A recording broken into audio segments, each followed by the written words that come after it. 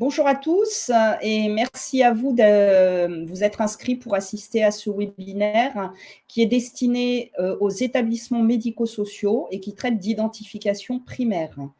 Donc, ça veut dire simplement que nous ne traitons pas ici les cas particuliers du patient détenu, de l'usurpation d'identité, des identités fictives, des identités anonymes, etc. Si vous souhaitez une formation plus complète et que vous faites partie d'un établissement sanitaire, je vous invite à vous inscrire au webinaire prévu le 28 septembre. Sophie va vous mettre le lien dans le chat, qui dure un peu plus longtemps, hein, puisqu'il dure 3 heures. Mais forcément, nous traitons plus en détail des identités particulières. Donc, alors attendez, j'essaie de changer la diapo. Est-ce que ça vient? Oui, voilà. Donc, avec l'outil de webinaire que nous utilisons, vous ne pouvez pas utiliser votre micro. N'hésitez pas à poser vos questions dans le chat. Nous ne sommes pas nombreux, donc on pourra prendre du temps pour échanger. Le support de présentation sera disponible sur l'espace collaboratif Grive. Pour vous y accéder, il faut s'inscrire à cet espace collaboratif. Sophie va vous mettre le lien dans le chat également et demander l'accès à l'espace Grive qu'on vous donne en règle générale immédiatement. Si vous étiez plusieurs à assister à la même formation sur la même connexion, merci alors d'envoyer un mail à grive@ies-sud.fr afin que en précisant le nom, prénom, fonction et adresse mail des participants, afin qu'on puisse vous envoyer les attestations de présence et le lien vers le questionnaire qu'on va vous proposer à l'issue. Voilà. Donc, nous allons traiter d'identification primaire, évidemment en faisant un focus particulier sur l'identité nationale de santé qui, comme vous devez le savoir, doit être obligatoirement utilisée pour référencer, échanger et partager des données de santé depuis le 1er janvier 2021. Voilà. Alors, on va commencer par quelques mots d'introduction avec des rappels de définition. Qu'est-ce que l'identitovigilance? L'identitovigilance est l'organisation que l'on met en œuvre pour fiabiliser l'identification de l'usager à toutes les étapes de sa prise en charge. On la sépare classiquement en identification primaire et identification secondaire. L'identification primaire rassemble l'ensemble des opérations qui sont destinées à attribuer à un usager physique une identité dans un système d'information, donc de le relier à un dossier informatique. Cela comprend les étapes de recherche d'identité, création, modification d'identité, ainsi que l'étape d'attribution d'un niveau de confiance. L'identification secondaire, que nous n'aborderons pas aujourd'hui, concerne l'ensemble des moyens mis en œuvre pour s'assurer tout au long de la prise en charge de l'usager qu'on va bien réaliser le bon soin au bon patient. Voilà. Si vous êtes intéressé par une formation en identification secondaire, le GRIV en propose également à destination des établissements médico-sociaux et des spécifiques à destination des établissements sanitaires. Sophie va vous mettre les dates et les liens d'inscription dans le chat. Alors, on pense souvent que les erreurs les plus graves et les plus fréquentes se produisent lors de la prise en charge, c'est-à-dire sont des erreurs d'identification secondaire. C'est vrai, mais il faut savoir que certaines erreurs d'identification primaire peuvent avoir des conséquences majeures. Je vous ai mis ici 2 exemples, un exemple français, un exemple américain, qui conduisent à chaque fois à des événements indésirables graves. Dans le cas de l'exemple français, ce sont 2 patientes, 2 patronymes voisins, qui sont non francophones, c'est-à-dire qui comprennent très mal et qui parlent très mal le français, qui se présentent dans un service de gynécologie obstétrique. Elles ont des rendez-vous proches. La secrétaire se trompe de dossier et malheureusement, la patiente qui venait pour un suivi de grossesse se voit conduire au bloc opératoire pour un retrait de stérilet. La poche des os est percée, le bébé décède. Voilà. Donc, vous voyez qu'une simple inversion de dossier peut avoir des conséquences majeures. Je vous l'accorde, il y avait ici des risques liés aux patients, hein, puisque la patiente était non francophone, les 2 patientes étaient non francophones. Une autre erreur concerne le cas de la présence d'un doublon de dossier dans un système d'information à l'hôpital de Chicago, hôpital général de Chicago. C'est un chauffeur de taxi. Il est asthmatique, il est suivi dans cet établissement et tout se passe en général très bien parce qu'il vient en heure ouvrable pour des consultations programmées. La secrétaire du service sait qu'il y a un doublon de dossier et sait quel est le dossier qu'il faut utiliser. Donc, il n'y a pas de problème. Mais un jour, il fait une crise d'asthme au milieu de la nuit et il se présente aux urgences de l'hôpital de Chicago en pleine crise d'asthme. Aux urgences, on ne le connaît pas.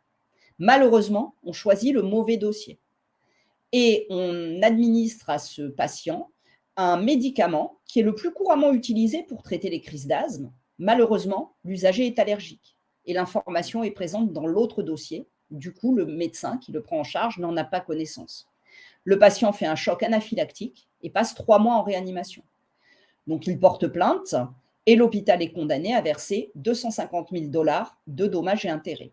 Alors, c'est une histoire qui a une vingtaine d'années à peu près. Vous pouvez imaginer qu'aujourd'hui, ça ne serait pas 250 000 $ que verserait l'hôpital, ça serait bien plus. Voilà pour ces erreurs d'identification primaire. Dans le support de formation, vous trouverez des exemples aussi d'erreurs d'identification secondaire, mais dont je ne vous parle pas aujourd'hui puisque ça n'est pas le sujet de ce webinaire. J'ai mis 2 exemples, sachez qu'il y en a beaucoup et qu'il y en a beaucoup plus que celles qui sont médiatisées. Alors, les erreurs d'identité sont des erreurs fréquentes. Les données que je vous présente ici sont issues d'une étude américaine et qui sont anciennes également, hein, de 2003, entre 2002 et 2003. Pourquoi issues d'une étude américaine? Tout simplement parce qu'en France, on a très peu de publications sur ce type d'erreur. Voilà, il faut savoir que 67% des erreurs en transfusion et 13% des erreurs en chirurgie sont dues à une erreur d'identitovigilance. Pour mémoire, les erreurs de côté en chirurgie sont assimilées à des erreurs d'identitovigilance. Alors, toutes ces erreurs, elles sont essentiellement d'origine humaine et il faut savoir qu'en identification primaire, on a un risque très important, c'est la présence d'homonymes ou d'identités approchantes. En France, 50% des personnes portent 6,4% des noms patronymiques existants. Vous voyez donc que c'est l'identification d'un usager uniquement par un nom ne va pas suffire à assurer la sécurité des prises en charge. Cette diapositive, je l'aime bien. Je l'aime bien parce qu'elle permet de se rendre compte que notre façon de lire, notre cerveau ne lit pas les lettres une à une, mais les photographies finalement. Et du moment que le mot commence par la bonne lettre, finit par la bonne lettre et a le bon nombre de lettres, on peut parfaitement lire, comme c'est illustré ici. Je suis certaine que vous pouvez lire très facilement le texte présent sur cette diapositive. Pourquoi je vous la montre? Je vous la montre pour vous sensibiliser au fait que quand on va lire une identité dans le cadre d'une recherche, quand on va sélectionner un dossier, il faut vraiment être extrêmement attentif, faire des choses conscientes et ne pas lire comme on lirait un roman, parce qu'il sera très facile de confondre 2 noms ou 2 prénoms qui sont proches. Alors j'ai un exemple, hein, très pratique qui est survenu dans l'établissement où j'ai travaillé pendant plus de 20 ans. Il y avait une patiente qui s'appelait Reine, un patient qui s'appelait René. Ils avaient le même nom de famille. Et ben, quand on a sélectionné le dossier, on a sélectionné Reine au lieu de René. Les prénoms étaient très proches. D'où l'importance d'avoir, de prêter une attention particulière à la lecture des identités. Voilà. Après cette petite introduction, on va passer à quelques bases d'identitovigilance et je suis désolée, forcément, c'est un peu rébarbatif, mais on va parler un petit peu vocabulaire, hein, pour qu'on ait tous qu'on mette tous la même signification sous un terme. Alors, qu'est-ce qu'une identité? Une identité est un ensemble de traits d'état civil qui vont caractériser une personne. Une identité numérique, c'est la représentation d'un individu dans un système d'information. L'identité nationale de santé, mais on y reviendra, c'est une identité numérique de référence qui ne peut être utilisée que dans le secteur sanitaire et médico-social. Cette identité de référence doit être partagée par tous les professionnels. Et enfin, il faut bien garder présent à l'esprit que l'identité de sécurité sociale, c'est une identité de facturation. Vous avez peut-être déjà remarqué qu'elle pouvait être différente de l'identité de l'état civil, en particulier sur les prénoms, voire sur les noms, hein, puisqu'à l'état civil, le nom le plus important est le nom de naissance et parfois sur les cartes vitales, eh ben, les usagers sont identifiés par leur nom d'usage. Et la date de naissance, on y reviendra dans la suite de cette formation. Alors, je vous ai dit, l'identité est un ensemble de traits. Qu'est-ce qu'un trait? On distingue deux types de traits, les traits stricts et les traits complémentaires. Les traits stricts sont des traits qui sont stables dans le temps. Les traits complémentaires sont plus variables. Les traits stricts sont constitués par le nom de naissance, le premier prénom, la liste des prénoms de naissance, la date de naissance, le sexe, le lieu de naissance, et enfin, si on a pu récupérer l'identité nationale de santé, par le matricule INS et son identifiant technique, donc qui s'appelle un OID. Tous les traits que je vous ai identifiés ici avec une petite étoile sont les traits de l'identité nationale de santé, mais vous verrez, on y reviendra pour bien fixer les idées. Les traits complémentaires sont plus variables. On parle de non utilisé. Alors, le non utilisé, c'est le nouveau terme utilisé dans le référentiel national d'identitovigilance pour parler du nom que l'état civil appelle nom d'usage. Pourquoi avoir choisi un terme différent? Tout simplement parce qu'un nom d'usage doit être présent sur une pièce d'identité. Un nom utilisé est celui qu'utilise l'usager dans la vie courante. Il peut parfois ne pas être présent sur une pièce d'identité parce que la pièce n'a pas été refaite, parce que la pièce est ancienne et l'usager a changé de nom utilisé, ou parce qu'il ne souhaite pas utiliser le nom d'usage qui est présent sur la pièce d'identité. C'est exactement la même chose pour le prénom. D'autres traits complémentaires que vous connaissez certainement, alors c'est non exhaustif, hein, les traits complémentaires, il y en a vraiment beaucoup. Je vous ai cité ici l'adresse, le téléphone, la profession. On pourrait citer l'adresse du médecin traitant, le nom du médecin traitant, adresse mail, adresse postale, etc., etc. Vous voyez, ce sont des traits qui peuvent varier dans le temps. Pour continuer sur du vocabulaire, je voulais vraiment faire un focus sur la différence entre le nom de naissance et le nom utilisé, les prénoms de naissance et les prénoms utilisés. Donc, je ne vais pas répéter ce que je viens de dire, mais il faut vraiment bien savoir ce que recouvre chaque terme. Et quand vous vous adressez à un usager, il faut être extrêmement précis. Je vous donne un exemple. Si vous demandez à une dame quel est votre nom, vous avez 99 chances sur 100 qu'elle vous donne son nom d'usage, son nom utilisé.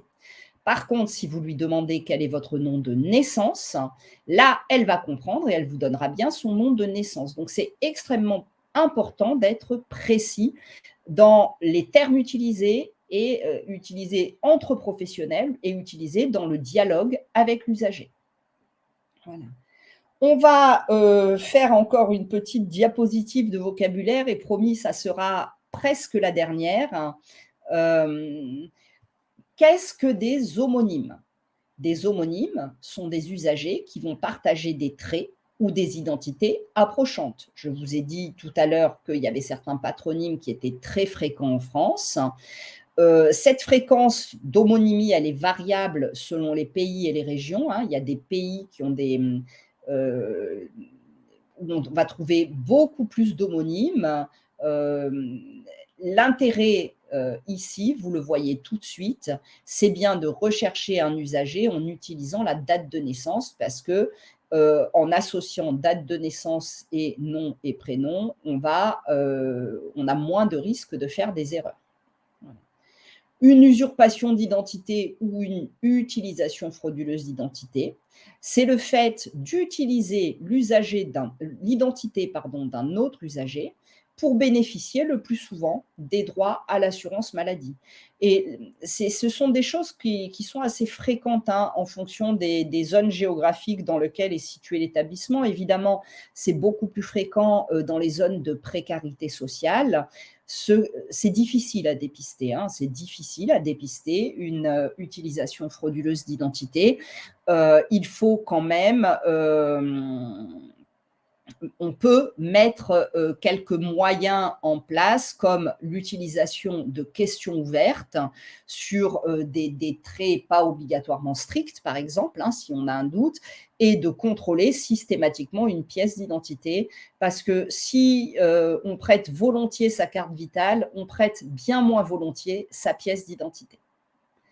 Deux autres termes pour terminer. Qu'est-ce qu'un doublon ? Un doublon, c'est la présence de plusieurs dossiers, au moins deux, dans un système d'information, mais qui ne concernent qu'une seule personne. Deux cas, soit les personnes ont des noms très complexes, hein, les gens qui ont des noms composés de quelque chose suivi de quelque chose, forcément, ils ont plus de risques d'avoir des doublons de dossier parce qu'un coup, ils vont donner le nom entier, un coup, ils donneront qu'une seule partie du nom, un coup, ils mettront la particule, un coup, ils ne mettront pas la particule. J'ai vu ainsi un patient alors qui avait un nom composé de 4 items, qui disposait dans le même établissement de santé de 10 dossiers différents. Donc un décaplon, si j'ose dire. Voilà. Si on ne respecte pas les bonnes pratiques d'identification primaire, hein, qu'on ne respecte pas, par exemple, les règles de saisie, on a aussi des risques de créer des doublons. La collision, c'est l'inverse du doublon et c'est beaucoup plus grave. C'est quand on mélange dans un seul dossier les éléments qui vont appartenir à plusieurs usagers. Voilà. Et du coup, finalement, l'usager, il va bénéficier de l'histoire médicale d'un autre usager et les décisions médicales et soignantes pourront être inappropriées. J'en ai fini sur ces quelques éléments de vocabulaire. Est-ce que Madame Pruvot a réussi à se connecter? Je ne sais pas. Est-ce que vous avez des questions sur ces éléments-là?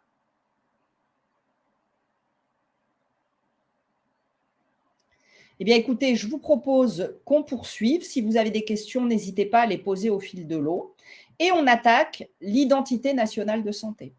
Donc, je vous ai dit, une identité unique, issue des bases d'état civil, qui permettent de sécuriser le référencement des données de santé et de faciliter l'échange et le partage. Comment ça se passe? Ces bases nationales d'état civil, elles sont alimentées par l'INSEE pour les usagers nés en France ou par l'assurance maladie pour les usagers nés à l'étranger. Les établissements et les professionnels de santé vont ensuite utiliser un téléservice, donc un moyen informatique pour interroger ces bases de référence. Ils vont récupérer l'identité nationale de santé. Tous les acteurs auront donc la même identité et cela, évidemment, va faciliter la coordination du parcours de soins, l'échange et le partage entre professionnels de santé. Et évidemment, vous avez dû en entendre parler, on attend dans le cadre du projet national, la feuille de route nationale du numérique en santé, chaque usager va être doté d'un espace numérique de santé qui s'appelle Mon espace santé. Tous les professionnels pourront donc alimenter Mon espace santé. Voilà. Alors, cet INS, on l'a vu, c'est pas juste un identifiant, hein, ça s'appelle vraiment Identité nationale de santé. C'est constitué d'un certain nombre de traits. Le matricule INS, qui est le numéro d'identification au répertoire des personnes physiques ou le numéro d'identification d'attente de l'usager. Ce numéro d'identification d'attente, c'est un numéro transitoire qui est attribué par l'assurance maladie au moment de l'immatriculation d'un usager né à l'étranger qui vient travailler en France. Et une fois que les vérifications sont réalisées, ce NIA va se transformer en NIR. L'identifiant technique dont je vous parlais tout à l'heure, qui permet de vérifier que l'identité elle a bien été récupérée par appel au téléservice, qu'elle n'a pas été saisie manuellement, et qui est différent selon que le matricule INS est un NIR ou un NIA. Et donc ça, c'est interprété par les systèmes d'information qui vont vous dire le matricule INS, c'est un NIR, donc il est stable a priori, ou c'est un NIA, il faudra recontrôler l'INS, refaire appel au téléservice, car il est susceptible de changer.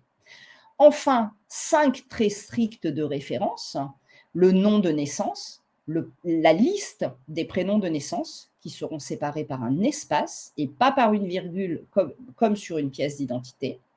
La date de naissance, le sexe, et le code du lieu de naissance, c'est le code INSEE du lieu de naissance. Voilà. Alors, Laurence Blin, bonjour. J'ai bien vu votre question dans le chat. Pourriez-vous nous donner les règles de saisie manuelle?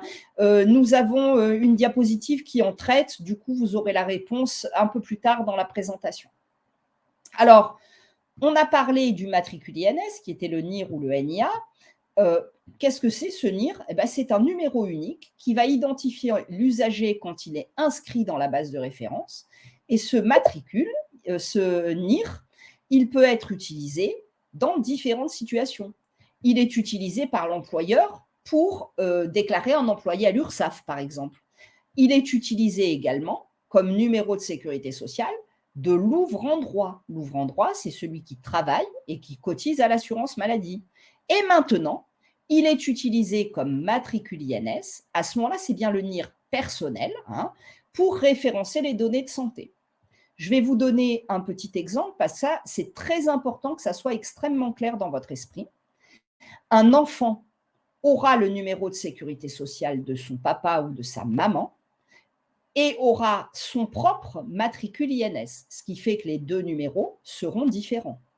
Par contre, un adulte qui travaille et cotise à l'assurance maladie aura son propre NIR comme numéro de sécurité sociale et également son propre NIR comme matricule INS. Comme ces numéros peuvent, dans certaines situations, le cas des enfants, être différents, il est extrêmement important de pouvoir utiliser le bon vocabulaire. Donc, quand on parle de référencement de données de santé, on va parler de matricule INS. Quand on parle de facturation et de remboursement des soins, on parle de numéro de sécurité sociale. Quels sont les usagers qui peuvent disposer d'une identité nationale de santé? Tous les usagers nés en France, mais également les usagers nés à l'étranger, mais qui travaillent en France et qui cotisent à l'assurance maladie. Le corollaire, c'est que les étrangers de passage, les touristes, et les étrangers en situation irrégulière ne disposent pas d'INS. Donc ça, c'est important parce que dans le cadre de l'accueil de l'usager, si vous accueillez des touristes, ça ne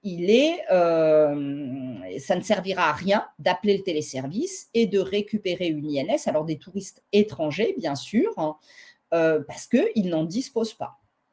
Je vous l'ai dit tout à l'heure, l'utilisation de l'INS, elle est extrêmement réglementée. Tout ça, c'est bien décrit dans le référentiel INS. Seuls les acteurs de la santé et du médico-social ont le droit d'utiliser l'identité nationale de santé, et pas dans toutes les situations.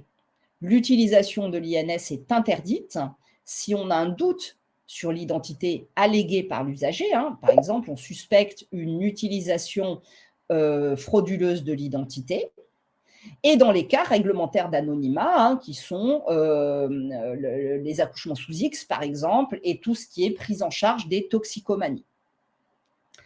Alors, cette identité nationale de santé, on ne peut pas l'utiliser si facilement que ça. Pour l'utiliser, il faut qu'elle soit qualifiée.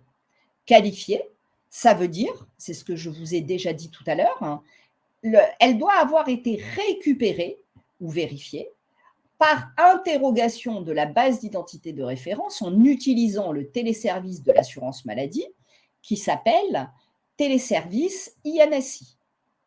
Mais ça ne suffit pas. Il faut que l'identité de l'usager ait été vérifiée par le biais de procédures d'identito-vigilance. Ces procédures d'identito-vigilance, elles sont décrites dans le référentiel national d'identito-vigilance.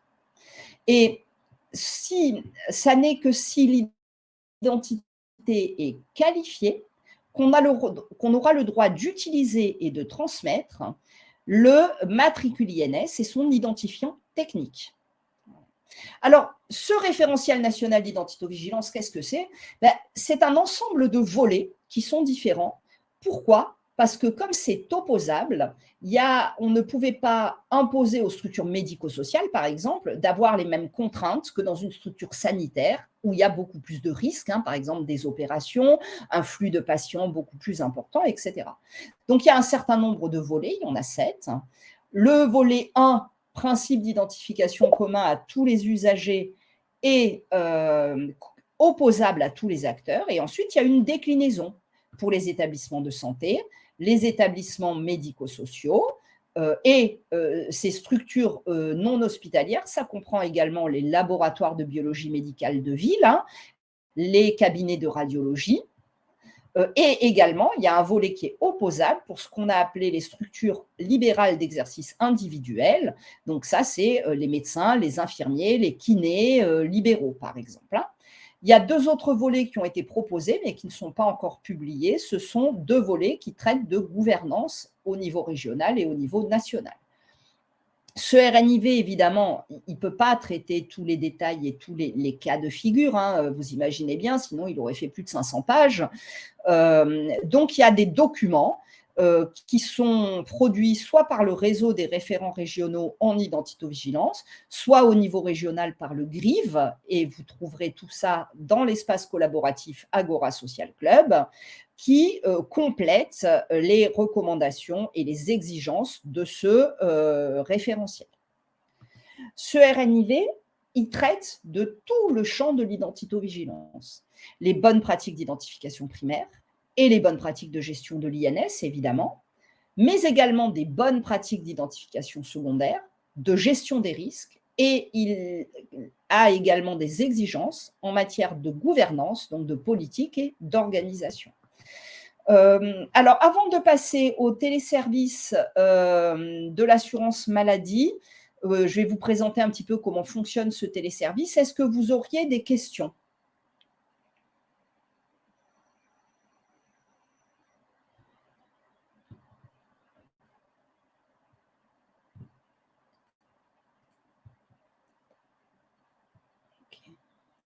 Mais à ce moment-là, s'il n'y a pas de questions, je vous propose de continuer ce webinaire et de passer à la présentation du téléservice. Ce téléservice, il permet 2 opérations. Une opération de récupération de l'INS, une opération de vérification de l'INS. Il faut savoir que pour pouvoir appeler ce téléservice, il faut être authentifié et avoir une authentification que j'appelle forte, c'est-à-dire qu'il faut disposer d'une carte CPX nominative. Donc pour les professionnels de l'accueil, c'est une carte de personnel d'établissement. On peut également accéder à ce téléservice par un certificat par une authentification de personne morale en utilisant un certificat serveur qui devait être disponible en mai, je corrigerai la diapositive, mais qui sera disponible en septembre ou début octobre. Alors, comment ça marche, cette opération de récupération? On peut soit faire appel au téléservice en lisant la carte vitale. Il faut que la carte vitale soit physiquement dans le lecteur. Ça n'est pas comme ADRI ou CDRI où on peut utiliser pour interroger l'empreinte de la carte vitale. Là, il faut qu'il y ait la carte vitale physique. Et c'est ce mode d'interrogation qui est recommandé par le référentiel national d'identito-vigilance. Si on n'a pas la carte vitale, on peut interroger le téléservice par saisie des traits. Par saisie des traits, il y a des traits minimums à saisir. le nom de naissance. Ce qui est annoncé, c'est un des prénoms de naissance, mais je vous conseille fortement, et je corrigerai la diapositive, de saisir le premier prénom de naissance, puisque j'ai vu lors des tests réalisés, on a vu des échecs d'interrogation si on ne mettait pas le premier prénom. Donc la date de naissance et le sexe. Le code du lieu de naissance n'est pas indispensable pour interroger le téléservice. Et là, qu'est-ce qui se passe? Il y a 3 réponses possibles.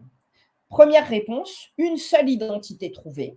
Le téléservice ramène l'identité qui est intégrée dans votre système d'information. Et tous les traits de l'INS vous sont retournés. Deuxième possibilité, aucune identité trouvée. Alors, si on a fait par lecture de la carte vitale, ça ne devrait pas se produire trop souvent. J'ai vu un cas. Dans ce cas-là, il faudra, on ne peut pas récupérer l'INS puisqu'il n'y en a pas de trouvé et il y aura des investigations à mener par la cellule opérationnelle d'identité-vigilance, mais que je ne détaillerai pas ici. Tout ça, on le voit dans des webinaires qui sont plus centrés sur l'INS. Troisième cas de figure, qui ne peut se produire que si on a fait l'interrogation par saisie des traits. Le téléservice vous dit il y a plusieurs identités qui correspondent aux traits que vous avez utilisés pour la recherche. À ce moment-là, il ne va pas vous les afficher et il ne va pas vous dire voilà ce que j'ai, choisissez. Ça, c'était une exigence de la CNIL. Il va vous dire précisez votre recherche. Et donc, à ce moment-là, il faut compléter les traits qui ont été utilisés par la recherche en rajoutant, par exemple, les autres prénoms de naissance ou en rajoutant le code du lieu de naissance. Voilà pour ça. La vérification de l'INS, c'est une opération qui doit être faite périodiquement, tous les 3 à 5 ans, dit le référentiel INS. Ce sont des opérations que vos éditeurs doivent vous proposer en automatique. C'est ce qu'on appelle l'appel en masse, mais vous pouvez aussi utiliser, vous-même lancer l'opération de vérification. À ce moment-là, c'est la vérification de manière unitaire. Comme toujours, il faut une authentification forte, donc soit par carte CPX, soit par certificat serveur. Voilà. Un autre usage dans lequel il faut faire appel à l'opération de vérification, c'est si vous recevez par un autre professionnel de santé une INS et que vous ne disposez pas de l'INS pour ce patient dans vos bases. Eh bien, avant d'intégrer l'identité transmise par le professionnel, vous devrez faire appel à l'opération de vérification. Voilà. Y a-t-il des questions sur le fonctionnement de ce téléservice de l'assurance maladie?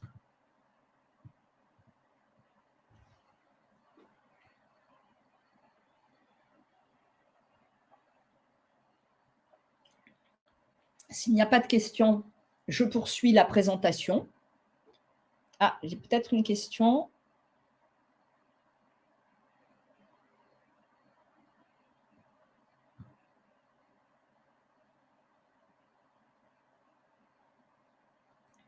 Bon, je vais poursuivre et puis Alors, en cas d'erreur de l'identité, c'est une question d'Akima, en cas d'erreur de l'identité de la CPAM, donc de l'identité assurance maladie, avec un justificatif de confiance, que faire?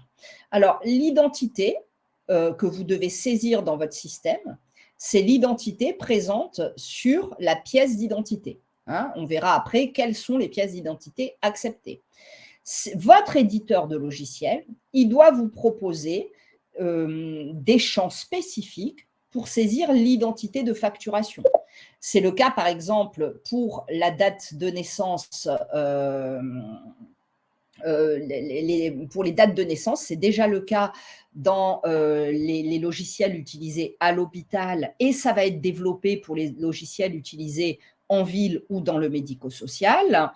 Par exemple, pour la date de naissance, on a un champ date de naissance état civil et un champ date de naissance sécurité sociale ou date de naissance B2, ça s'appelle des fois, où on saisit la date de naissance de la sécurité sociale si elle est différente de la date de naissance de l'état civil, pour évidemment pouvoir utiliser la vraie identité du patient sans avoir des problèmes de rejet de facturation.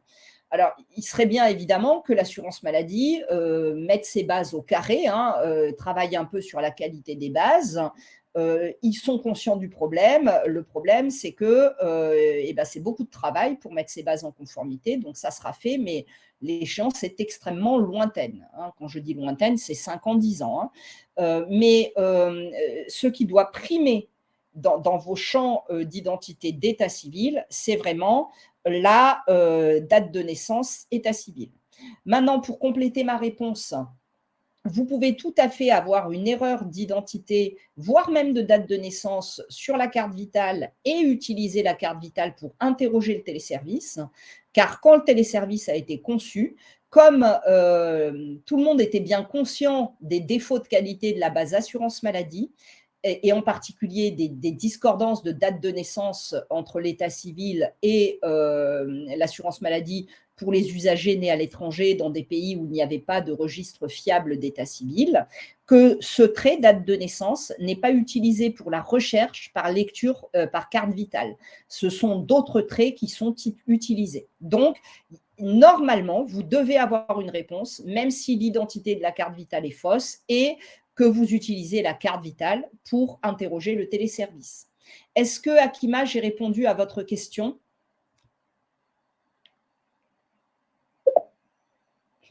Parfait. Je vous propose qu'on poursuive. On va passer très rapidement, mais il me semblait que c'était important de vous le présenter sur les mesures qui sont demandées par le RNIV concernant l'organisation de l'identitovigilance.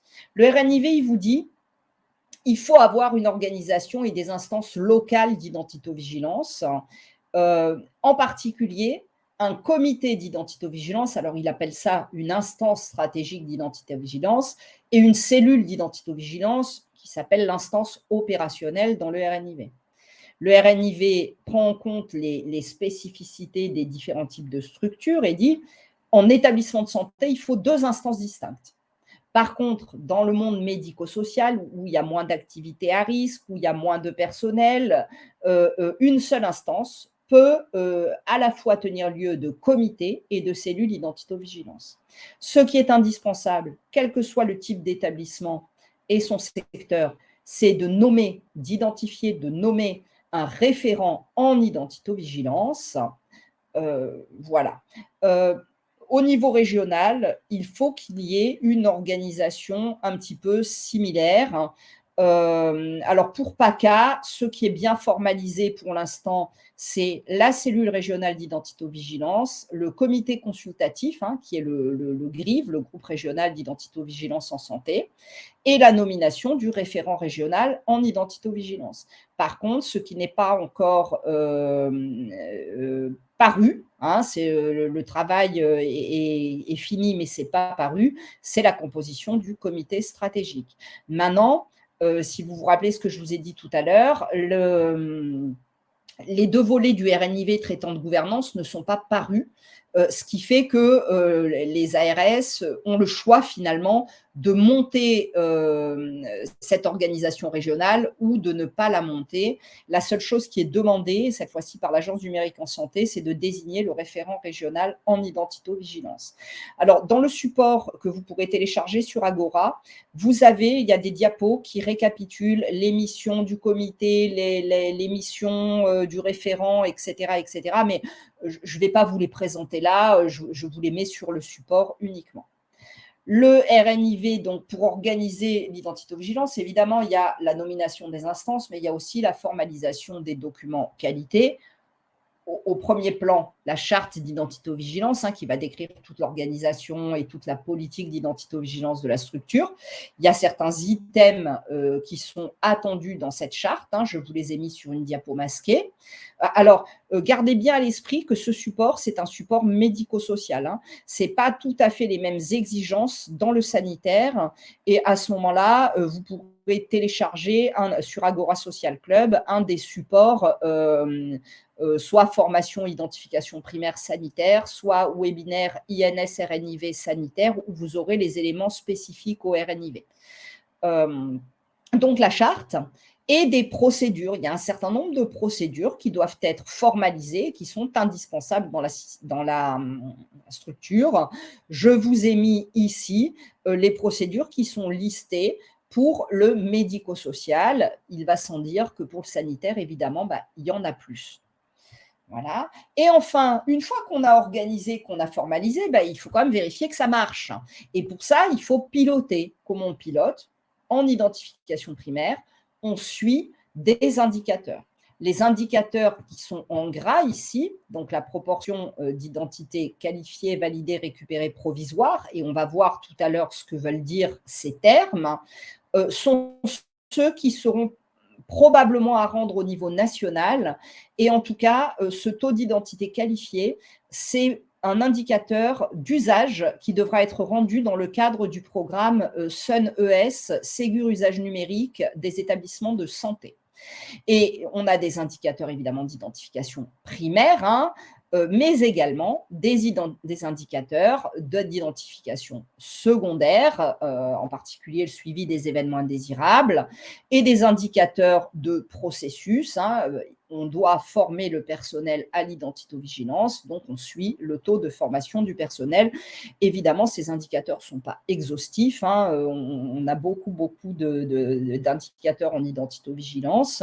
Si vous le souhaitez, le GRIV a proposé un document qui s'appelle Identitovigilance pilotée évaluée, qui est disponible dans l'Agora Social Club et qui contient toute une partie sur les indicateurs, avec en particulier toutes les cartes des indicateurs qui sont proposés en PACA, et également une partie sur les audits qui permettent d'évaluer les pratiques.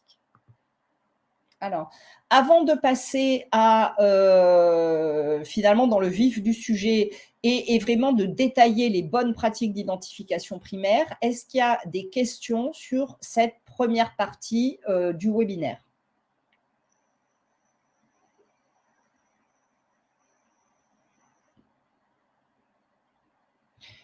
Je vous propose à ce moment-là de continuer. Et là, on va rentrer dans quelque chose de plus pratique. C'est comment vous allez faire, vous, professionnels de l'accueil, pour respecter les bonnes pratiques d'identification primaire et quelles sont ces bonnes pratiques.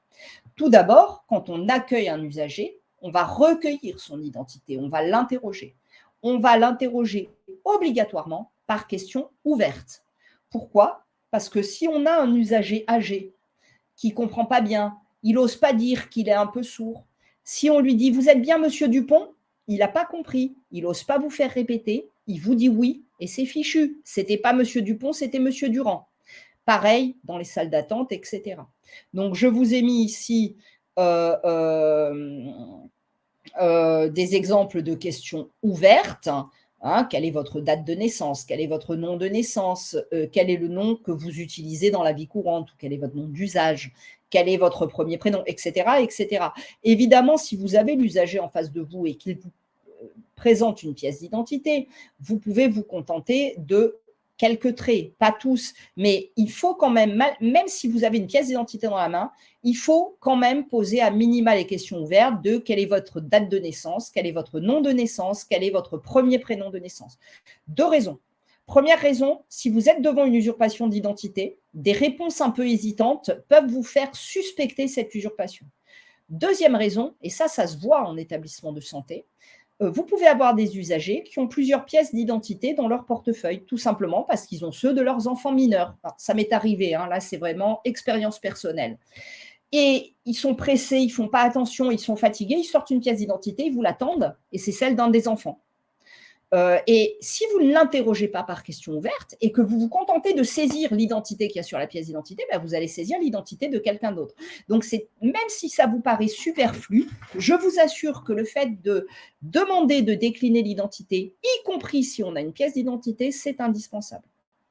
Si vous étiez au téléphone, par exemple, sur une prise de rendez-vous au téléphone et vous devez créer un dossier au téléphone, ou pour mettre quelqu'un sur liste d'attente dans le monde médico-social, par exemple, et que vous avez un doute sur le sexe de l'usager, n'hésitez pas à poser la question. Parce qu'il y a des prénoms ben, ce sont des prénoms mixtes. Je pense à Claude, je pense à Dominique. Ben, si je vous dis mon prénom, c'est Dupont-Claude, pour peu que j'ai une voix un peu grave pour une femme ou un peu aiguë pour un homme, et ça arrive, ben, c'est une femme ou un homme. Donc, il ne faut pas hésiter, si on a un doute, à poser la question. Voilà. Donc, on a posé les questions ouvertes, on a demandé la pièce d'identité. Quelles pièces d'identité sont de haut niveau de confiance et nous permettent de faire ce contrôle de cohérence? Vous les avez sur la diapositive. Le passeport, la carte nationale d'identité pour les usagers nés en France ou dans l'Union européenne, le titre de séjour permanent, et pour les mineurs, qui ne sont pas obligés d'avoir une pièce d'identité, le livret de famille ou un extrait d'acte de naissance accompagné d'une pièce d'identité du responsable légal. Le responsable légal, c'est le père ou c'est la mère et ou c'est le tuteur, par exemple. Et je précise, parce qu'on m'a déjà posé la question, on n'a pas besoin d'avoir la pièce d'identité des deux parents. La pièce d'identité d'un seul parent suffit. Suffit. Et évidemment, les informations présentes sur la pièce d'identité priment sur les informations de la sécurité sociale. Vous avez le droit, si vous le souhaitez, si l'organisation de vos établissements est fait comme ça, de conserver dans votre système d'information une copie de la pièce d'identité. On a eu une autorisation de la CNIL après une saisine, ce qui était une grande victoire parce que jusqu'à cette saisine CNIL, c'était interdit. Évidemment, il faut que vous informiez l'usager. Il faut qu'il soit d'accord. Il a le droit de dire, moi, je refuse que vous conserviez une copie.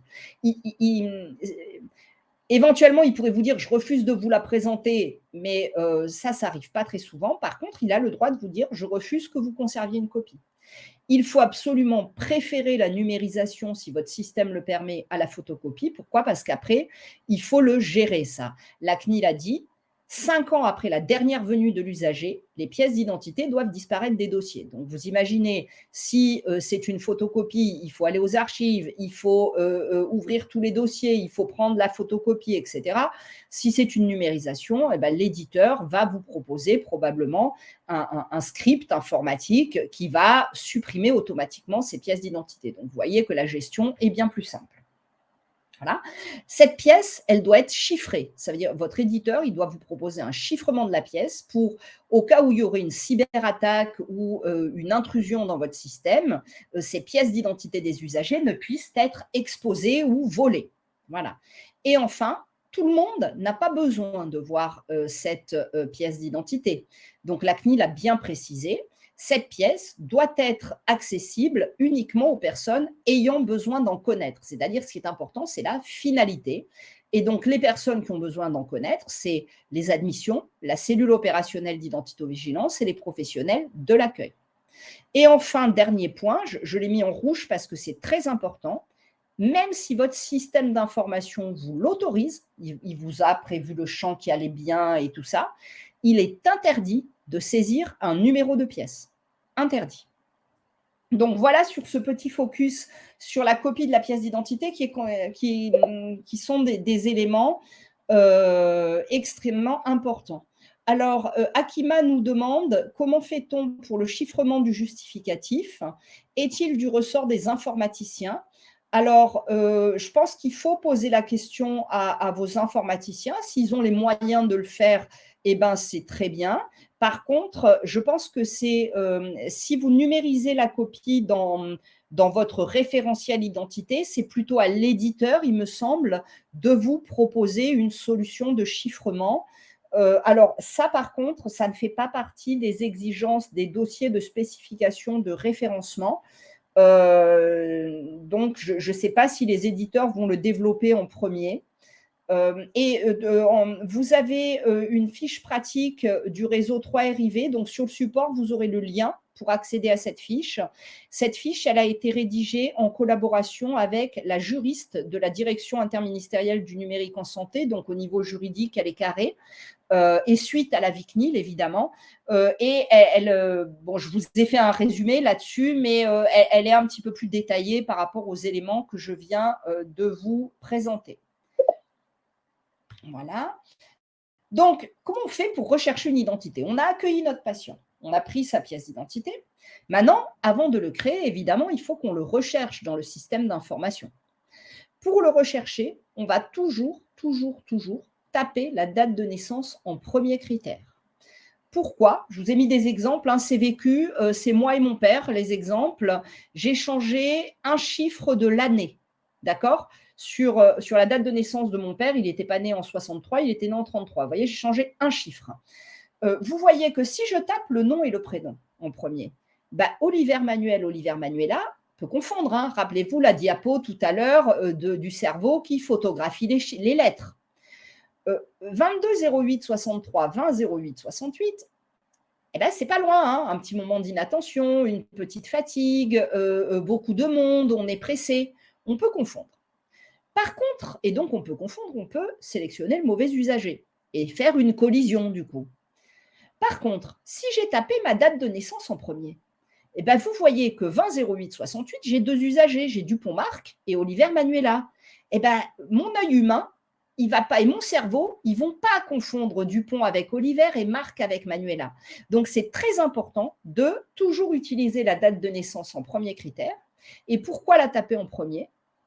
Parce que si on est dérangé, avant d'avoir fini la recherche, eh ben, on l'aura déjà tapé. On n'oubliera pas de la taper. Vous ne pouvez pas imaginer le nombre de cas de collision que j'ai vus parce que la date de naissance, elle était tapée en troisième critère. Avant de taper le critère, le professionnel de l'accueil était dérangé. Quelqu'un qui vient lui parler, le téléphone qui sonne, un patient, etc. Il ne sait plus où il est, il tape sur valider. Il n'a pas tapé la date de naissance, il y a des homonymes. Il prend le premier, c'est foutu. Donc, très important, la date de naissance en premier. Alors, Akima nous dit prudence avec les dates lunaires. Normalement, votre outil, quand il sera en conformité avec le référentiel d'identito-vigilance et le guide d'implémentation, les dates lunaires, peut-être qu'il restera un champ de date lunaire, mais cette date lunaire devra obligatoirement être convertie en date solaire, si j'ose dire, en date classique. Et donc, par exemple, je ne sais pas moi, 32 13 1963, eh ben, ça sera 31 12 63. On a une diapo sur les dates de naissance particulières. Donc, quand vos outils se seront mis en conformité, on ne doit plus avoir de difficultés avec ces histoires de dates lunaires. Évidemment, tant que ce n'est pas en conformité, ben, il y a effectivement cette problématique. Voilà. Donc, j'ai tapé ma date de naissance en premier. Idéalement, je peux n'utiliser que ce critère. Maintenant, si j'ai une grosse base patient, je peux compléter cette date de naissance par le début du nom et le début du prénom. Il n'est pas conseillé de saisir le nom et le prénom en entier, tout simplement pour pouvoir se donner le maximum de chances de retrouver une identité, même si elle a été saisie avec une erreur. Évidemment, si l'erreur, c'est sur la première lettre, eh ben, on ne va pas la retrouver, mais on a plus de chances de la retrouver. J'ai respecté mes critères de recherche, j'ai les patients qui s'affichent, je vais en sélectionner un. Avant de le sélectionner, je relis soigneusement l'identité pour éviter, pour m'assurer que c'est vraiment le bon dossier. Maintenant, j'ai fait ma recherche, je n'ai pas trouvé d'identité. L'usager est devant moi, il faut que je le crée. Alors, plusieurs façons de faire, maintenant que nous avons l'identité nationale de santé, et quand vos référentiels seront conformes,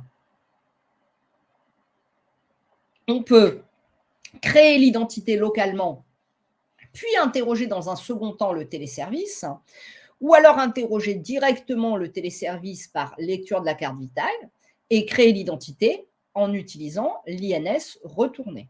Ça, il n'y a pas de règle, il n'y a pas de recommandation. C'est à chaque établissement de décider ce qu'il veut faire. Évidemment, ce que nous allons traiter en priorité et principalement dans ce webinaire, c'est la saisie locale de l'identité suivie de l'interrogation du téléservice. Alors, pour créer une identité, il y a un certain nombre de traits qui sont maintenant obligatoires à saisir pour pouvoir créer une identité. Le nom de naissance, le premier prénom de naissance, la date de naissance de l'état civil, je le reprécise là, et pas celle de la sécurité sociale, le sexe et le lieu de naissance. Il faut savoir qu'il y a encore des référentiels d'identité, des outils, qui ne rendent pas obligatoire la saisie du nom de naissance pour créer une identité. Par contre, ce qui est obligatoire, c'est la saisie du nom utilisé. Et la majorité des référentiels n'ont pas encore comme critère obligatoire de saisie le lieu de naissance en code INSEE. Tout ça, ce sont des choses qui vont évoluer avec la mise en conformité des outils par les éditeurs qui est demandée dans le cadre du volet numérique du Ségur et du financement des éditeurs s'ils sont conformes au dossier de spécification de référencement. Ce que dit le RNIV, c'est ça, ce sont les traits minimums qu'on doit saisir. C'est une identité qui n'est pas très riche. Elle a les 5 traits stricts, mais on peut l'enrichir. Donc, ce que dit le RNIV, c'est dès que je peux, je fais appel au téléservice. Et si l'interrogation du téléservice est fructueuse et qu'une identité nationale de santé m'est ramenée, je vais remplacer les traits locaux par les traits de l'INS. Donc, je vais remplacer le nom de naissance, date de naissance, sexe et lieu de naissance que j'aurai saisi à la main par ce qui me sera retourné du téléservice. Et comme dans l'INS, il y a des traits supplémentaires, l'identité sera enrichie par la liste des prénoms de naissance, le matricule INS, donc s'il existe, si on a trouvé l'identité, et son identifiant technique. Voilà. Vous verrez tout à l'heure que l'INS peut apparaître sous forme de QR code de data matrix sur un document, par exemple, qui vous serait transmis par un autre professionnel. Vous aurez possibilité de scanner ce data matrix. À ce moment-là, l'identité INS arrivera dans vos champs et à ce moment-là, vous ferez appel au téléservice de vérification. Vous vous rappelez que l'INS, on ne peut la récupérer que par appel au téléservice. Donc, si on a scanné le data matrix, il faut faire l'appel au téléservice pour vérifier que l'identité est bonne. Là, on vient de parler de traits stricts de l'identité. Évidemment, quand on crée une identité, on a intérêt à l'enrichir et de toute façon, on a besoin d'informations complémentaires. Et c'est là qu'interviennent les traits complémentaires. Le nom utilisé, le prénom utilisé et toutes les autres informations dont vous pourriez avoir besoin. L'adresse, la personne de confiance, le téléphone, l'adresse mail, le médecin traitant, etc., etc., etc., voire les couvertures sociales, etc. Ce que dit le RNIV, c'est que si le nom de l'usager est différent, le nom qu'il porte dans la vie courante, le nom utilisé est différent du nom de naissance, il faut le recueillir. Même chose pour le prénom. Pourquoi ? Parce que ce sont ces traits qu'on va utiliser dans le dialogue avec l'usager, dans le dialogue soignant-soigné. On en arrive à la diapositive qui va intéresser Laurence Blin, qui posait la question tout à l'heure. Quelles sont les règles de saisie ? Donc, ces règles de saisie décrites dans le RNIV, elles correspondent au format de l'identité nationale de santé. Donc, forcément, il fallait les respecter. Disons que les rédacteurs du RNIV ont dû se caler sur l'INS. Donc, tous les traits doivent être saisis en majuscules, sans utiliser d'accent, de caractères spéciaux ou diacritiques. Par contre, il faut conserver les tirets et les apostrophes. Et évidemment, on n'utilise jamais d'abréviation. Jean-Claude, c'est J-E-A-N-C-L-A-U-D-E et pas J.Claude ou J-Claude ou JC, je pousse la chose. On n'utilise pas d'abréviation. Pourquoi ? Parce que si vous utilisez des abréviations, la personne qui viendra derrière vous chercher le dossier, si elle tape Jean-Claude, elle ne le trouvera pas. Évitons de créer des doublons. Je voulais faire un petit focus maintenant sur le nom et le prénom utilisé.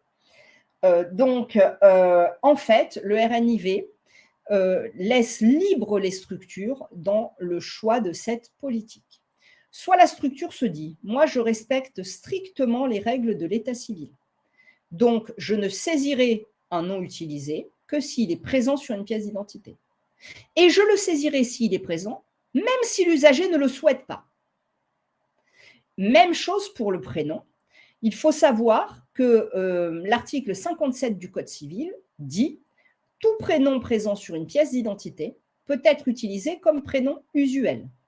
Donc, par exemple, moi, mon premier prénom, c'est Manuela, mon second prénom, c'est Martine, hein, et sur ma carte d'identité, il y a écrit Manuela, Martine.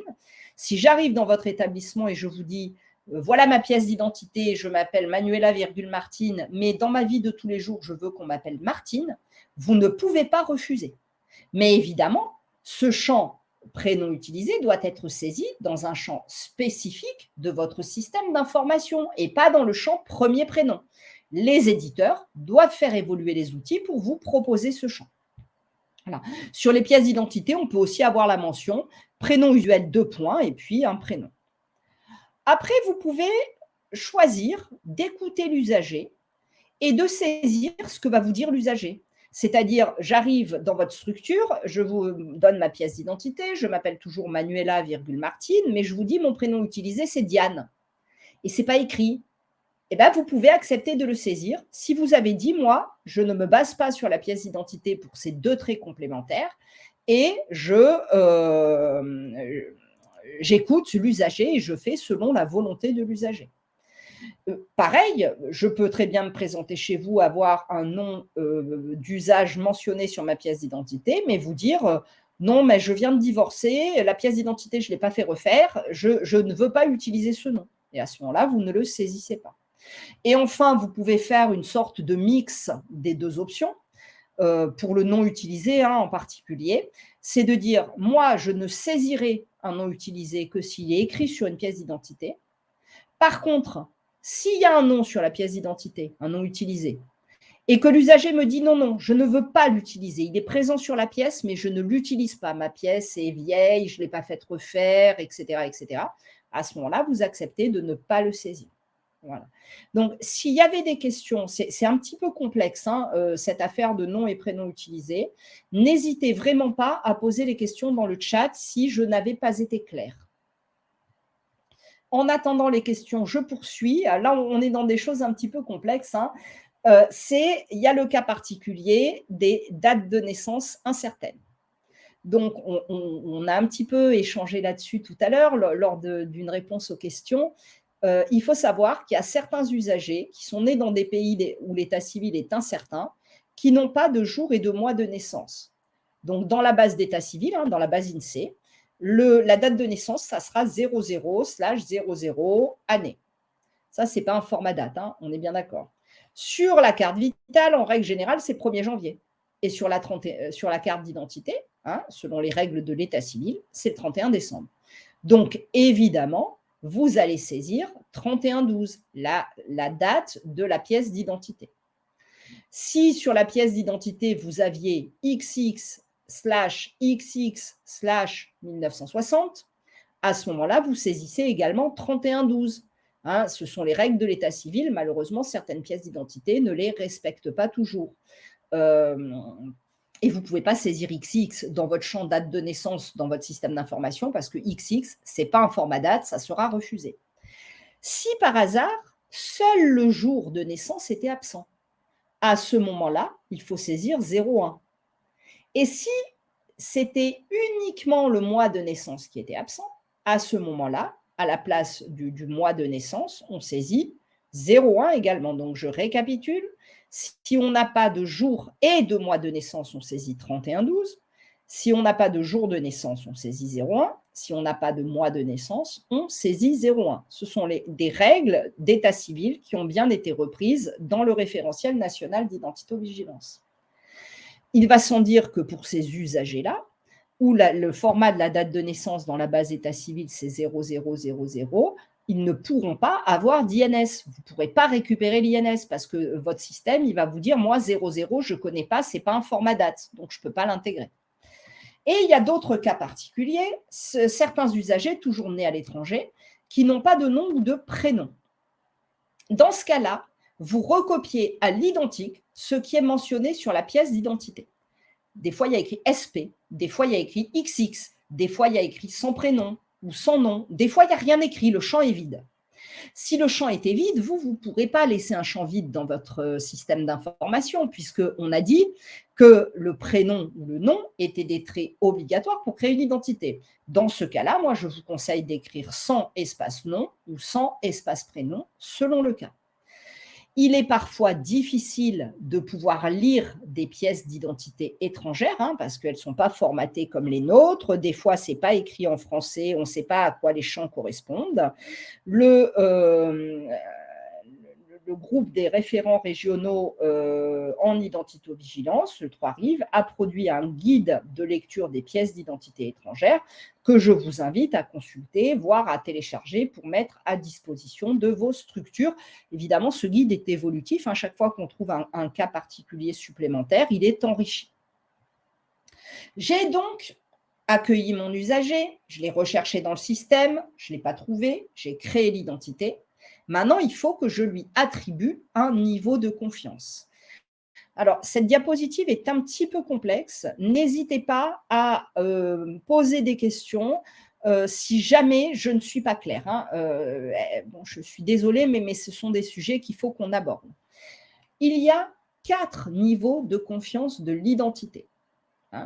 Le premier niveau, le statut, on appelle ça des statuts de l'identité. Donc, le statut de plus bas niveau de confiance, c'est le statut identité provisoire.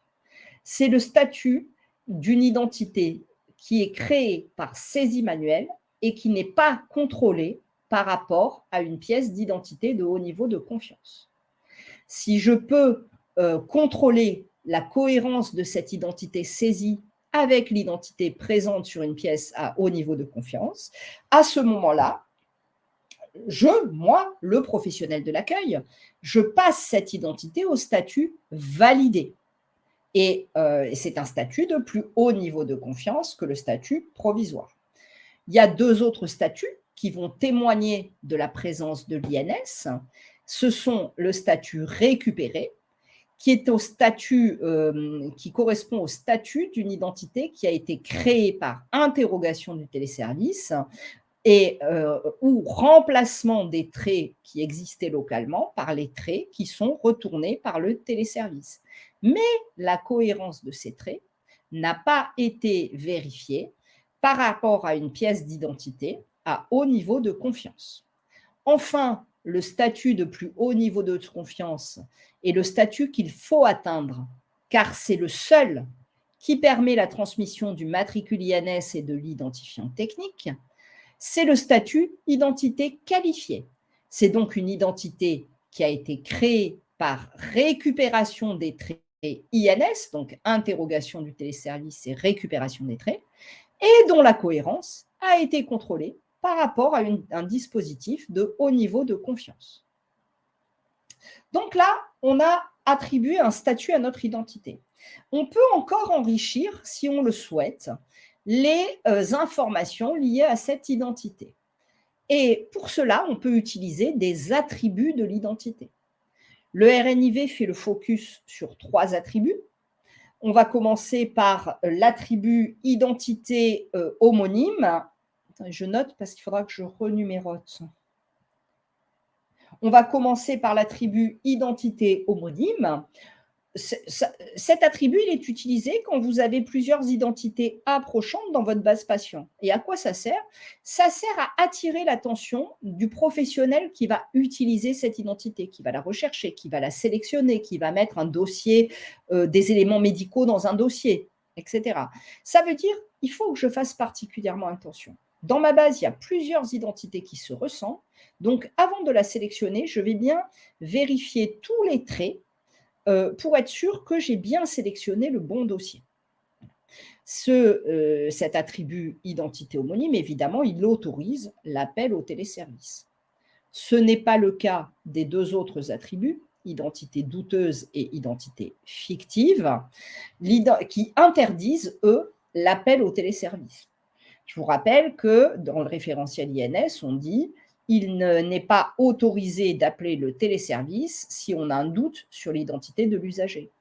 Et c'est quand on a un doute sur l'identité de l'usager qu'on va utiliser cet attribut identité douteuse. L'attribut identité fictive, Ce sont des identités qu'on utilise à l'hôpital, mais aussi dans le secteur médico-social, pour assurer une prise en charge anonyme, hein, par exemple dans les cas légaux d'anonymat, suivi des toxicomanes, accouchement sous X, mais également, alors là c'est vraiment hospitalier, quand on a un usager qui arrive inconscient, incapable de décliner son identité. À ce moment-là, on va lui attribuer une identité fictive parce qu'il faut absolument qu'on puisse l'enregistrer dans le système pour pouvoir le prendre en charge correctement. Voilà. Et donc, ces deux attributs, je le répète, douteux, fictifs, interdisent l'appel au téléservice. On va passer à notre dernière planche de vocabulaire. Je vous avais promis qu'il n'y en aurait plus beaucoup. Du vocabulaire vraiment qui tourne autour de l'INS et des statuts de l'identité. Donc, récupération de l'INS, ça veut dire je vais utiliser le téléservice pour interroger la base de référence. Je vais contrôler, il y a une petite faute, 60. Je vais contrôler l'identité, la cohérence de ces traits avec l'identité de la personne prise en charge et je vais récupérer ces traits INS. La vérification de l'identité nationale de santé, c'est quand on contrôle l'identité INS, quand on contrôle l'INS, alors attendez, je m'y retrouve. Oui, c'est quand on va faire appel au téléservice pour contrôler que l'identité qu'on a reçue d'un autre acteur ou que l'identité INS qu'on avait dans nos bases depuis plus de 3 à 5 ans est toujours correcte. La validation de l'identité numérique, ça c'est quand on réalise le contrôle de cohérence entre l'identité d'une pièce d'identité et l'identité qui est présente dans le système d'information. Et enfin, je le répète, l'identité nationale de santé qualifiée, c'est l'identité qui a été récupérée par appel au téléservice, dont la cohérence a été contrôlée par rapport à l'identité présente sur une pièce d'identité. Et c'est seule cette identité nationale de santé qualifiée permet d'utiliser le matricule INS et l'OID pour référencer, échanger, partager les données de santé. Voilà. Donc, un petit récapitulatif, on passera assez vite là-dessus. Récupérer et qualifier l'INS quand soit lors de la création du dossier si l'usager n'est jamais venu, ou lors de la première venue du patient dès que les référentiels sont en capacité d'appeler le téléservice. Contrôler la cohérence par rapport à une pièce d'identité pour avoir une INS qualifiée après avoir validé cette identité. Je vous rappelle ici, on en a parlé tout au long, mais je voulais faire une diapositive récapitulative. Il est interdit d'appeler le téléservice pour les identités douteuses ou fictives, dans les cas légaux d'anonymat. Enfin, si vous avez des usagers qui n'ont pas de date de naissance, pas de nom, pas de prénom ou pas de sexe, il y a moins de cas là, dans la base état civil, vous ne pouvez pas récupérer l'INS. C'est-à-dire, en gros, vous allez faire appel au téléservice, vous allez voir le retour et puis vous verrez un champ nom de naissance vide ou un champ date de naissance avec des zéros ou un champ prénom vide ou un champ sexe vide. À ce moment-là, vous ne pouvez pas récupérer l'INS, il faut continuer à travailler avec une identité locale et le téléservice doit évoluer. Alors, on nous a annoncé ça pour la fin de l'année, peut-être pour le début de l'année 2022, pour transformer ces données vides, c'est-à-dire quand le champ nom sera vide, eh ben, ça sera remplacé par sans nom. Quand le champ prénom sera vide, ça sera remplacé par sans prénom. Pour les dates de naissance, en fonction du champ vide, ça va respecter les règles que je vous ai décrites précédemment.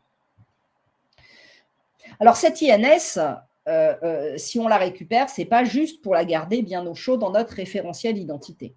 C'est pour l'utiliser, hein, je l'ai dit, mais je répète, pour référencer, échanger, partager les données de santé.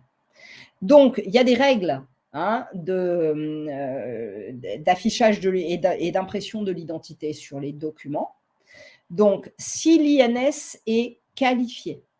Je vous parle des documents de type A4, hein. Là, on ne parle pas des étiquettes internes à l'hôpital, des étiquettes pour identifier les prélèvements sanguins, etc., hein. Là, on parle des documents de type A4. Si l'INS est qualifié, il doit y avoir obligatoirement imprimé sur le document le matricule et son OID, mais que votre logiciel doit traduire sous forme NIR ou ANIA, c'est-à-dire en gros, vous aurez matricule INS, entre parenthèses, NIR. C'est un NIR, ou entre parenthèses, NIA. Le nom de naissance, le premier prénom de naissance, la date de naissance, le sexe. Évidemment, il est possible, vous avez tout à fait le choix, de compléter ces traits par d'autres éléments qui sont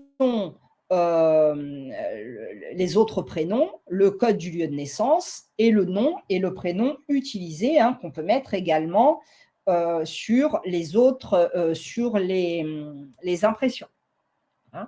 C'est facultatif, mais bon, en règle générale, c'est utilisé, bien sûr.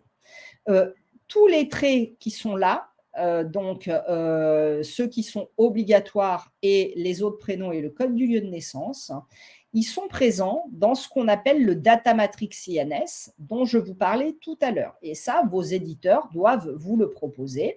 Ce qui veut dire que, par exemple, le patient vient dans votre structure, il a une ordonnance de sortie. Votre logiciel est en mesure il est conforme, il est en mesure de tout faire. Il va imprimer le data matrix INS sur l'ordonnance. Et quand le patient il ira à la pharmacie récupérer son ordonnance, le pharmacien il va prendre son lecteur de QR code, il va scanner ce data matrix, il va récupérer tous les traits de l'INS, là, hein, tous ces traits-là. Il va faire appel à son téléservice de vérification qui va lui dire OK, et il n'aura plus qu'à contrôler la pièce d'identité et il aura donc lui aussi à son niveau une INS qualifiée. Sur les écrans, les interfaces homme-machine, c'est la même chose. Obligatoirement, il faut le nom de naissance, le premier prénom, la date de naissance et le sexe, hein.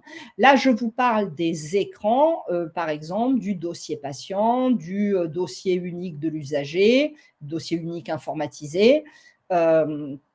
Évidemment, sur les écrans de votre référentiel identité, hein, sur les écrans de gestion de l'identité, forcément, il faut que vous ayez le matricule, l'ensemble des traits, tous les traits complémentaires. Voilà. Alors, est-ce qu'il y a des questions? Il nous reste quelques diapositives sur la gestion des risques, les défaillances et les risques. Avant qu'on quitte les bonnes pratiques d'identification primaire, est-ce que vous avez des questions? N'hésitez pas, on a largement le temps, hein.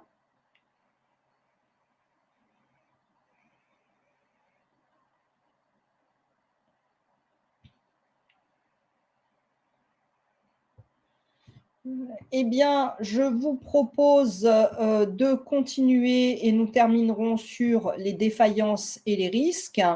Donc, on en a déjà un petit peu parlé dans les définitions, mais je vous le rappelle rapidement ici. Un doublon, c'est plusieurs dossiers pour une même personne.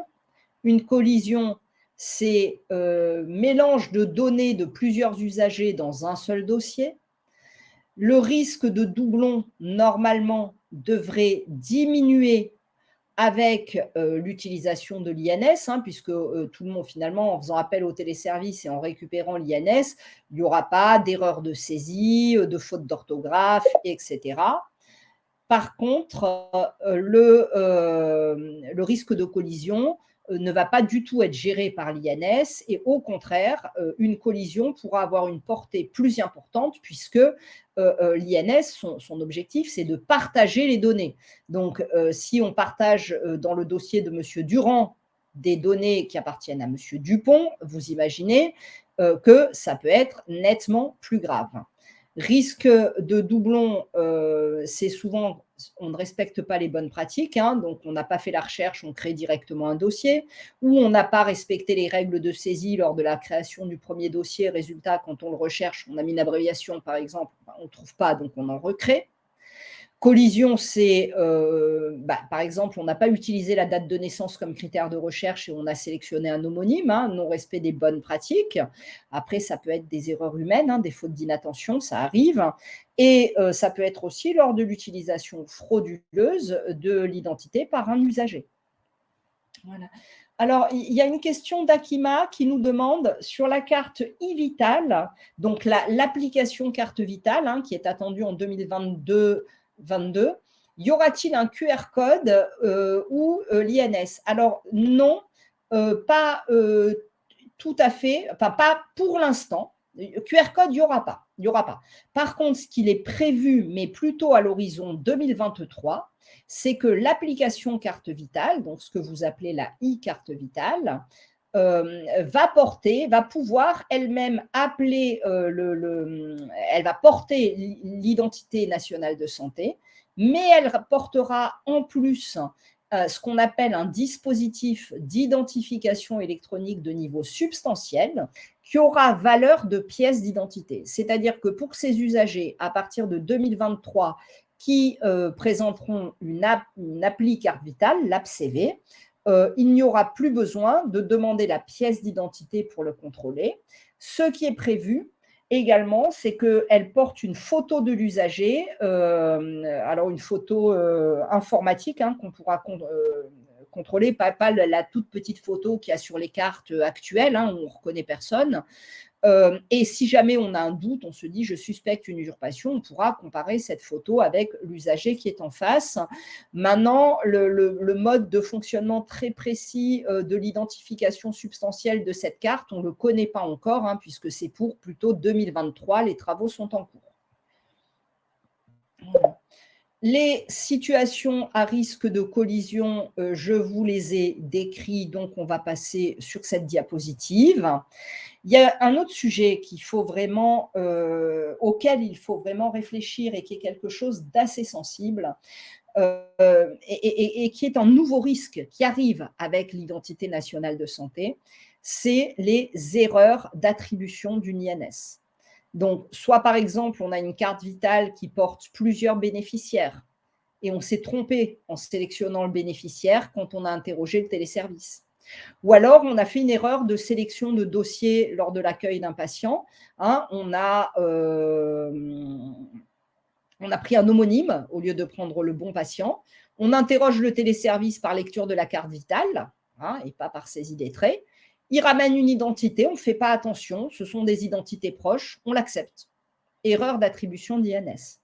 On a eu récemment un cas où là où il faut faire très attention, c'est quand on interroge le téléservice pour des usagers qui sont nés à l'étranger. Parce que le code du lieu de naissance, à ce moment-là, c'est un code pays et pas un code commune. Et vous imaginez bien qu'un code pays, c'est bien moins discriminant qu'un code commune. Hein. Je suis né à Montpellier 34 172, c'est plus discriminant que je suis né aux États-Unis 99 404. Vous imaginez le nombre de patients nés aux États-Unis. Et si on prend des pays comme l'Algérie, qui a été française, comme où on a pas mal, ou les pays du Maghreb, où il y a pas mal d'immigration, forcément, on a des chances d'avoir des homonymes et on ne les traitera pas. Donc, il faut être extrêmement attentif au contrôle de cohérence de l'INS par rapport à l'identité de la pièce d'identité. Et à la moindre divergence sur le nom de naissance, le premier prénom, la date de naissance et le sexe, il ne faut pas récupérer l'INS. Il faut vraiment vérifier. Voilà. Et donc, tous ces risques, évidemment, ça se gère. Tous ces risques, ça se gère. Vous avez un doute sur l'identité de l'usager. Moi, ce que je conseille, après, ça dépend des politiques d'établissement. Il faut voir ce qu'il y a écrit dans les chartes. Et pour le médico-social, évidemment, pour l'instant, vous n'avez pas de charte, donc tout est à construire et donc il y a des réflexions à mener.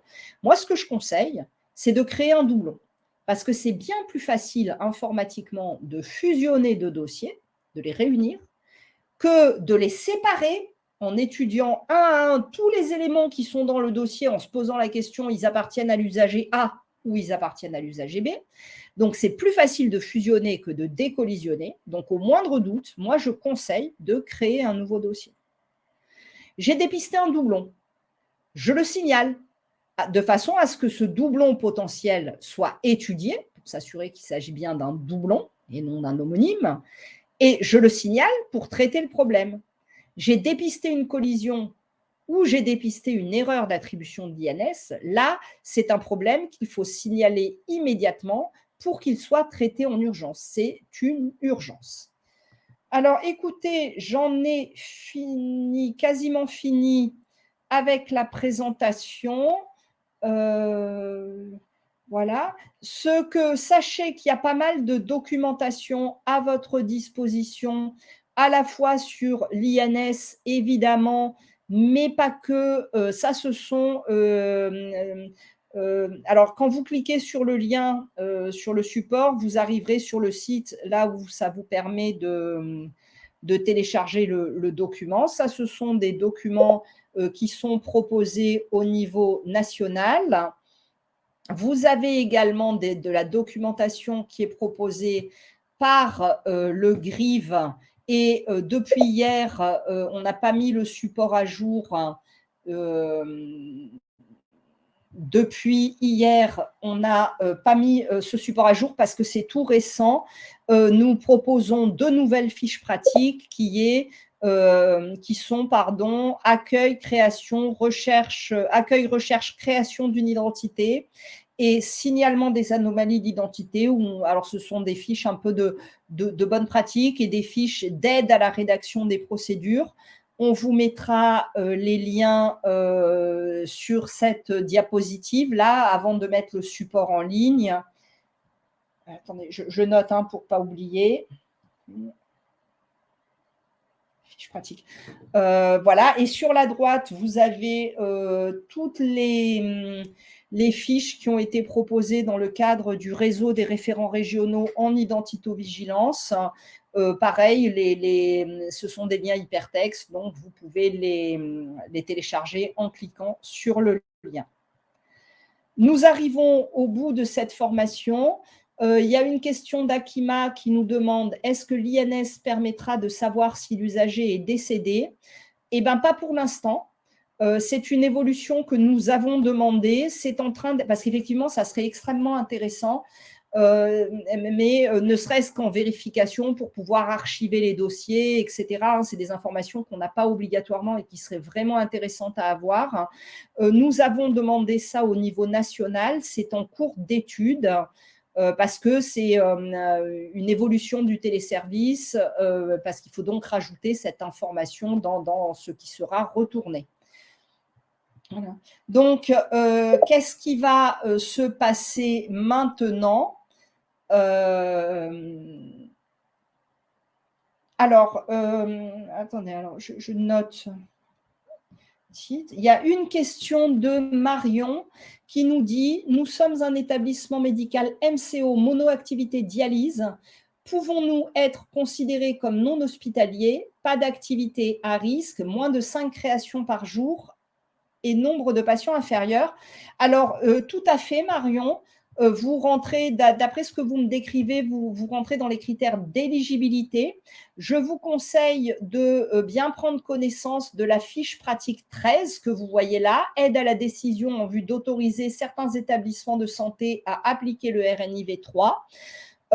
Comment ça se passe ? Vous devez solliciter votre ARS de rattachement. Si vous êtes en PACA, le mieux, c'est de solliciter Monsieur Laurent Simon. Sophie va vous mettre le message dans le chat, qui est le référent ARS Identitovigilance et qui suit toutes les problématiques d'identitovigilance. Éventuellement, vous me mettez en copie. Après, si vous êtes dans d'autres régions, ce que je dis, c'est valable pour toutes les régions. Ce sont des choses qui ont été discutées avec la DGOS et c'est ce que disait le RNIV. Il disait en fonction du type d'établissement, on peut appliquer le RNIV 3 plutôt que le 2. Maintenant, je n'ai pas du tout de contact dans vos ARS de rattachement. Le mieux est de vous adresser à vos grades.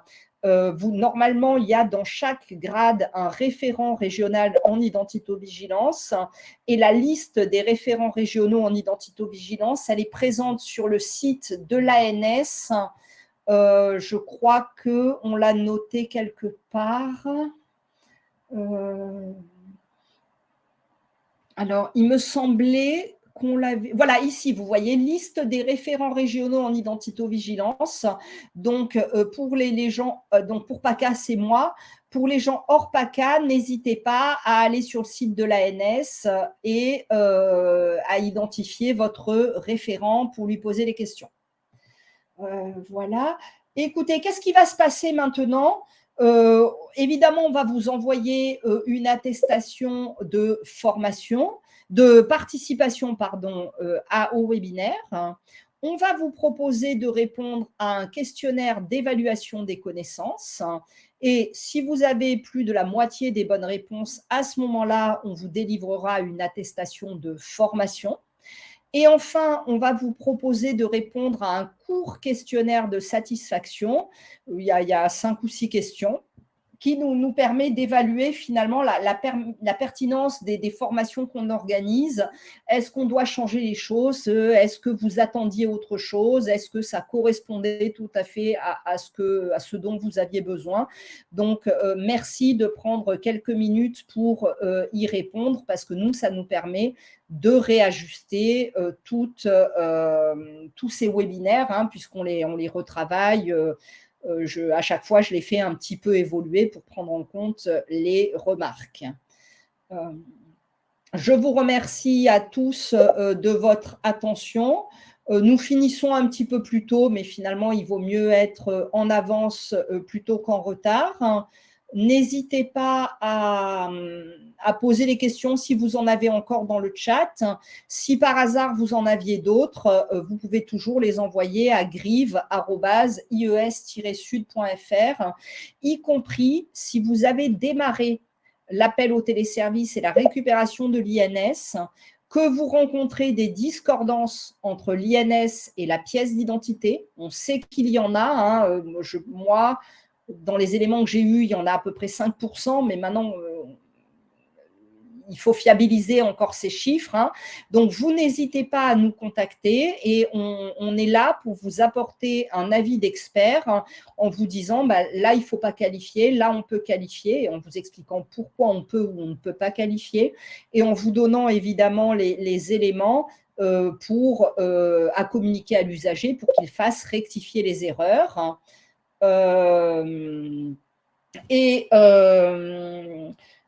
Quoi dire encore? Oui, et je vais vous proposer très prochainement, on va dire d'ici la fin du mois d'octobre, hein, parce qu'il y a un petit peu de travail, une nouvelle fiche pratique qui sera conduite à tenir entre en cas de discordance entre l'INS et l'identité d'une pièce d'identité. Cette fiche sera évidemment évolutive, mais ça vous permettra déjà d'avoir un premier état des lieux là-dessus. Je vous invite également, si vous le souhaitez, à vous inscrire à la journée du Grive, qui est le 12 octobre de 14h à 17h30. Et au cours de cette journée, nous aurons des intervenants nationaux, hein, en particulier la DGOS, la DNS et l'ANS. Et je fais également un retour d'expérience sur les discordances qu'on a observées entre l'INS et la pièce d'identité. Alors, pour Akima, pour la réintroduction des tirets, vous craignez les doublons. Eh bien, alors, oui et non.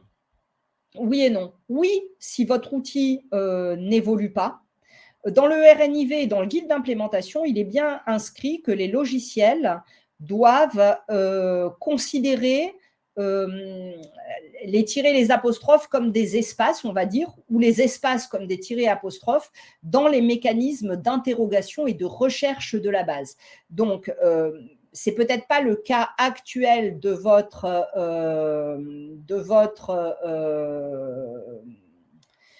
outil, mais il doit évoluer et il doit vous permettre ça. Donc, tant qu'il n'aura pas évolué, évidemment, il y a un risque de doublon. Et la seule solution, c'est de former les personnels, d'insister sur la formation. Et idéalement, il faudrait avoir un outil d'identité-vigilance ou des requêtes qui permettent de vraiment dépister ces doublons de flux au fil de l'eau pour les traiter et sensibiliser les personnes qui n'ont pas respecté la pratique ou qui n'avaient pas compris et qui ont créé le doublon. Pour Laurence Blin, oui, vous pouvez, si elle nous envoie le mail, leurs coordonnées personnelles, donc nom, prénom, mail, sur grive@ies-sud.fr.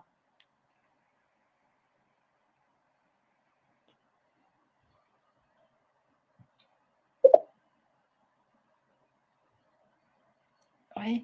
Ben, Anne-Céline, on était ravis de vous avoir. Si vous n'avez pas assisté à la sanitaire, je vous invite à vous y inscrire parce que forcément, il y aura des redites par rapport à celle-ci. Mais du coup, il y a tout le traitement, la gestion de l'identité des détenus, de l'accouchement sous X, etc., qui sont traités.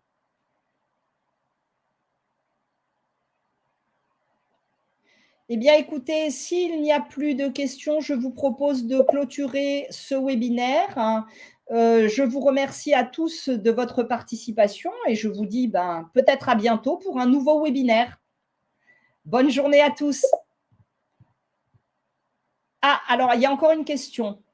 On demande à l'usager de faire corriger auprès de la CPAM. Alors, une question d'Akima. On demande à l'usager de faire corriger auprès de la CPAM en cas de discordance. Dommage qu'on ne puisse pas le signaler.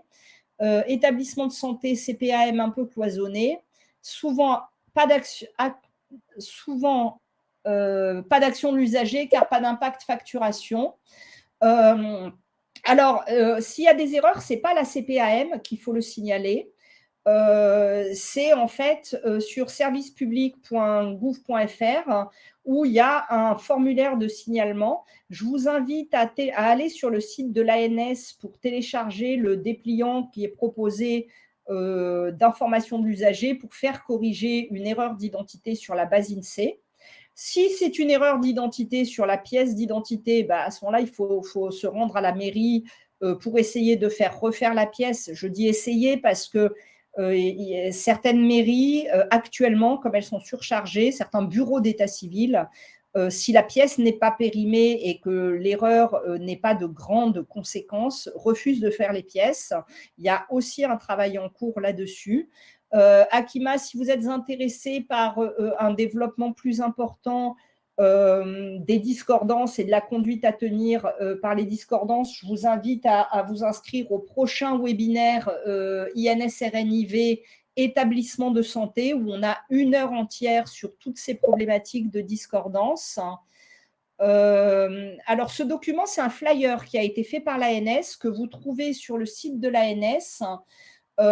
Et qui peut être utilisé évidemment par les établissements de santé. L'ANS l'a fait pour que nous les utilisions et qui explique à l'usager qu'est-ce qu'il doit faire s'il y a une erreur dans son identité nationale de santé. Donc, pour les usagers nés en France, c'est très simple en fait. Il faut avoir un extrait d'acte de naissance. On va sur le site servicepublic.gouv.fr. On télécharge l'extrait d'acte de naissance et en règle générale, dans les 8 jours, c'est corrigé. Par contre, pour les usagers nés à l'étranger, je ne vous cache pas que c'est beaucoup plus compliqué parce que eux, par contre, ils doivent se rapprocher d'une caisse locale d'assurance maladie pour que l'information remonte à un service qui s'appelle le Sandia. Je ne pourrais plus vous dire ce que ça veut dire. Sandia, c'est Service national d'identification des assurés. Le A, je ne sais plus. Et c'est beaucoup plus compliqué. Mais tout ça, on le détaille bien dans le questionnaire. Alors, le Sandia, oui, mais uniquement pour les usagers nés à l'étranger. Pour les usagers nés en France, ils ne doivent pas passer par le Sandia pour demander une rectification. Voilà. Mais écoutez, s'il n'y a plus de questions, je vous propose de clôturer le webinaire. Je vous souhaite une excellente après-midi, une excellente journée et je vous dis à bientôt pour un prochain webinaire. Merci à tous de votre participation.